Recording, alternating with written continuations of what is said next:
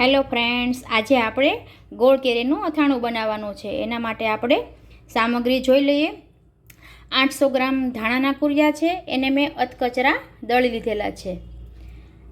400 ગ્રામ મેથીના કુરિયા છે, એને પણ મેં અધકચરા દળી લીધેલા છે. અને 200 ગ્રામ રાઈના કુરિયા છે, એને પણ મેં અધકચરા દળી લીધેલા છે. સ્વાદ અનુસાર વરિયાળી, થોડા તીખા, વઘાર માટે લાલ મરચાં અને તજ, હળદર અને હિંગ. 1 કિલો આપણે તેલ લીધેલું છે, એને આપણે ગરમ કરવા મૂકી દીધું છે. હવે પહેલાં આપણે ધાણાના કુરિયા એડ કરીશું.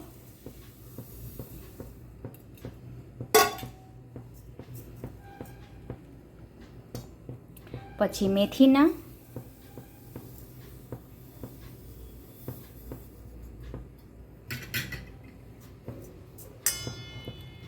અને હવે રાઈના.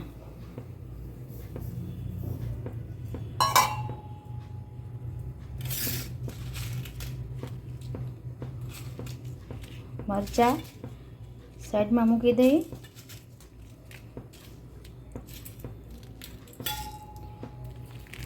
તજ અને આ મરી, અને વચ્ચે નાખી દઈશું હિંગ. આમાં આપણે નિમક એડ નથી કરવાનું. થોડી હળદર. તેલ ગરમ થઈ જાય પછી આપણે એડ કરી દઈએ. હજી તેલ આવ્યું નથી. હજી એકવાર ચેક કરી લઈએ. તેલ આવી ગયું છે બરાબર. હવે કરી દઈએ ગેસ બંધ અને આપણે આનો વઘાર કરી લઈએ.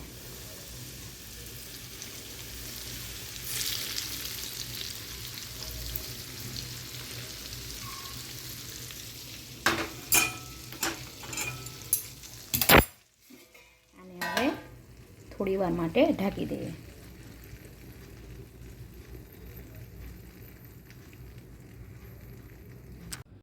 આપણા ગોળ કેરીનું અથાણું બનાવવાનું છે. એમાં આપણે આ છાલ કાઢેલી કેરી લીધેલી છે, એના કટકા કરેલા છે. એમાં 1 ચમચી હળદર અને 1 ચમચી નમક નાખીને બરાબર મિક્સ કરી દઈશું. આ આપણે 6 કલાક માટે મિક્સ કરીને ઢાંકીને રાખવાની છે.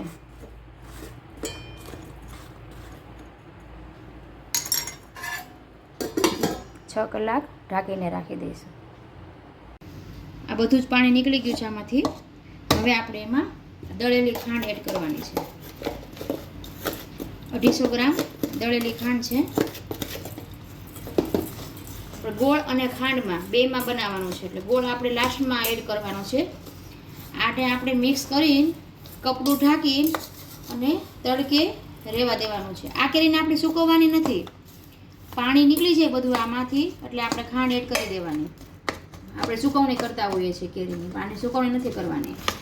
જ્યાં સુધી ચાસણી ઘાટી ન થાય ત્યાં સુધી આપણે એને સાંભારમાં મિક્સ નથી કરવાની. બોળામાં 250 ગ્રામ ખાંડ એડ કરી છે. અને કપડું બાંધી તડકે આપણે જ્યાં સુધી ઘટ ન થાય ત્યાં સુધી સૂકવી રાખવાની. આ આપણે ગુંદા લીધા છે, એ આપણે ગોળ કેરીમાં એડ કરવાના છે. આની આ જે ગુંદાની ટોપી છે એ કાઢવાની નથી, એને આમ જ રાખવાની છે. હવે આપણે 15 મિનિટ માટે બાફી લઈશું. 15 મિનિટ માટે બાફવાના છે. અને આની ઉપર હળદર એડ કરી દઈશું એટલે કલર સરસ આવી જાય. 15 મિનિટ આપણે બંધ કરી દઈએ. 15 મિનિટ થઈ ગઈ છે. હવે આપણે ચેક કરી લઈએ. સગડી બંધ કરી દઉં. આપણે ચેક કરી લઈએ બફાઈ ગયા છે કે નહીં.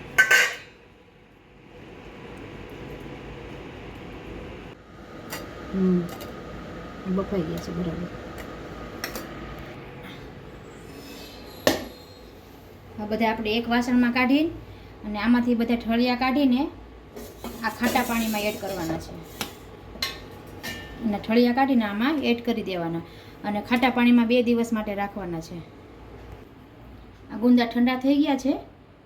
એને આપણે આવી રીતે આમ દબાવીને દાંડી અલગ કરીને અને ઠળિયો પણ કાઢી નાખવાનો છે. અને આમાં ખાટા પાણીમાં એડ કરતું જવાનું.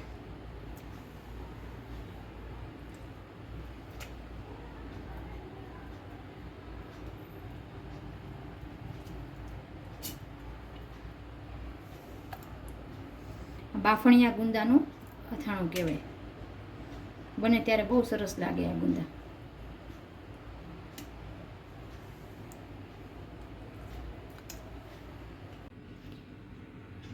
આજે આપણે બાફેલા ગુંદા હતા એને આપણે 2 દિવસ માટે ખાટા પાણીમાં પલાળેલા હતા. હવે આની એકદમ ચીકાશ છૂટી પડી ગઈ છે.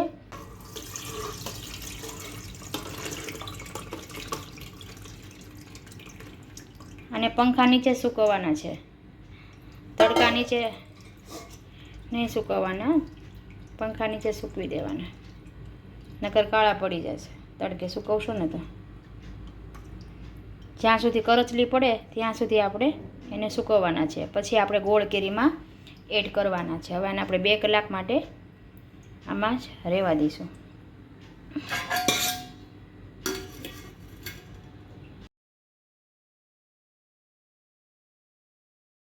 આમાં બધું મિક્સ કરી દીધું છે ને હવે આપણે આ 200 ગ્રામ લાલ મરચું પાવડર લીધેલો છે એ એડ કરી દઈએ.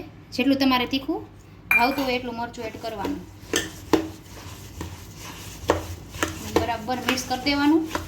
આમાં સિંગ તેલનો જ ઉપયોગ કરવાનો બને ત્યાં સુધી, એટલે સ્વાદ સરસ આવે છે.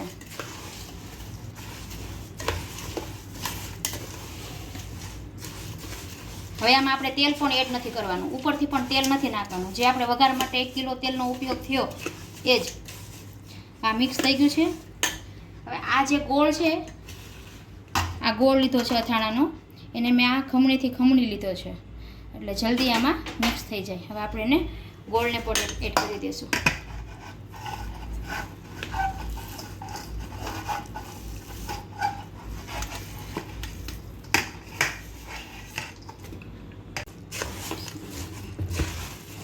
ગોળ ગળતા પણ હજી 2 દિવસ તો લાગશે જ. 2 દિવસ પછી આપણે 100 ગ્રામ ખાંડનો પાવડર એડ કરવાનો છે, ખાંડનો અથવા સાકરનો. અથાણું એકદમ લચકેદાર બને છે, મિક્સ બરાબર લચકા જેવું બને. આ ગોળ નાખ્યા બાદ બરાબર મિક્સ કરી થોડી વાર માટે ઢાંકી દેવાનું. આપણે જે કેરી છે એ ખાંડમાં પલાળેલી છે એ સુકાય એકદમ ચાસણી થઈ જાય પછી જ આમાં આપણે મિક્સ કરવાની છે.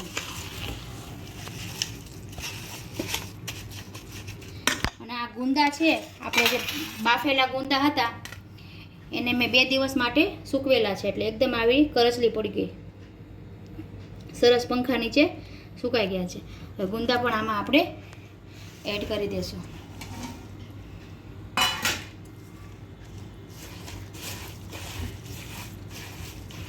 ગુંદાનો સ્વાદ બહુ સરસ આવે છે. આ એકદમ અંદર ગળી જશે ને એટલે સ્વાદ બહુ સરસ આવશે ગુંદાનો.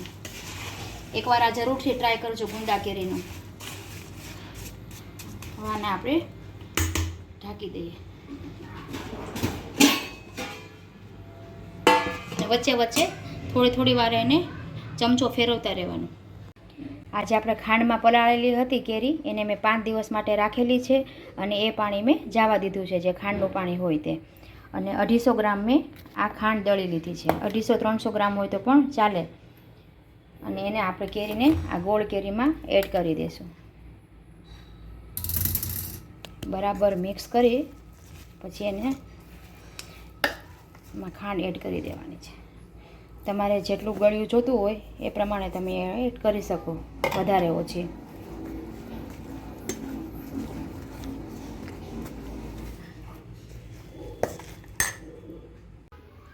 તૈયાર થઈ ગયું છે આપણું આ ગુંદા અને કેરીનું ગળ્યું અથાણું.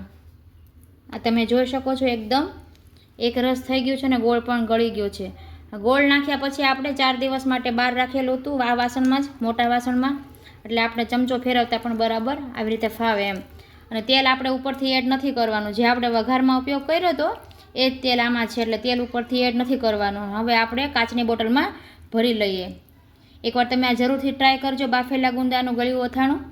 જો તમને સારું લાગ્યું હોય તો ફ્રેન્ડ્સ અને ફેમિલીમાં જરૂર શેર કરજો. અને નવા હોય તો સબસ્ક્રાઈબ જરૂર કરી દેજો. Thank you. જય શ્રી કૃષ્ણ. મળીએ અગલા વિડીયો સાથે.